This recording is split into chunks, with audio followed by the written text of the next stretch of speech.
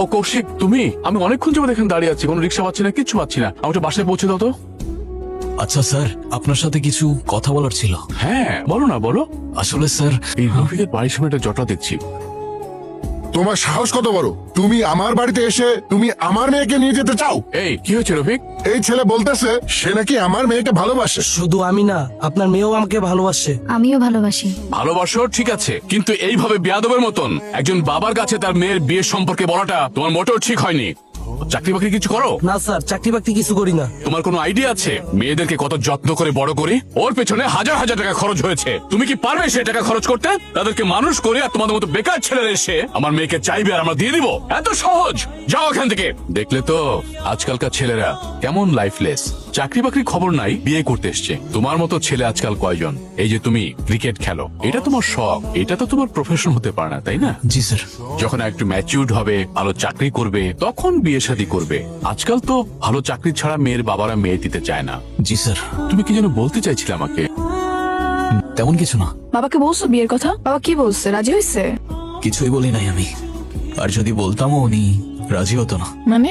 উনি তোমার জন্য আমার মতো কোনো বেকার ছেলে চায় না মিতু। ভালো কোনো চাকরি না করলে উনি কখনোই মানবে না। তো এটা তো স্বাভাবিক, তাই না? আমি বুঝতে পারতেছি না, জানি না আর কি করব। ক্রিকেটের বাইরে তো কখনো কিছু ভাবি নাই আমি। তো এখন ভাবো, কি দেখতেছো? আগে আমি না ক্রিকেট? বিষয়টা এমন না মিতু। তাহলে বিষয়টা কেমন?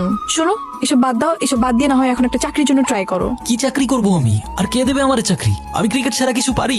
কিছু তো পারি না আমি করবোটা কি? এক্সকিউজ দেওয়ার সময় সবকিছু পারো, কিন্তু একটু রেসপন্সিবিলিটি নিতে পারো না।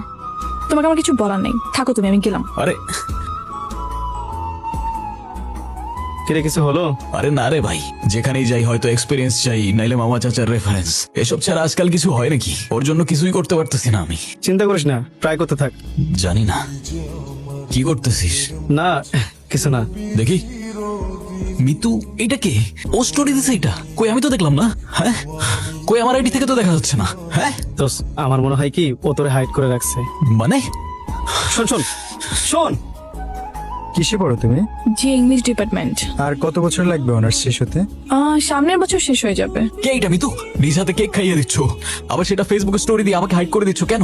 আরে উত্তর দাও না কেন? আমি তোমাকে সব কথার অ্যান্সার দিতে একদম ইম্পর্টেন্ট মনে করতেছি না। না ইম্পর্টেন্ট তো, অবশ্যই ইম্পর্টেন্ট। অ্যান্সার তো করতে হবে তোমার। বয়ফ্রেন্ড আমি ওর। এখন বল না, জিজ্ঞাসা কর না ওকে কে আমি ওর। কেউ না তুমি আমার। ওর গায়ে আরেকবার হাত দেওয়ার আগে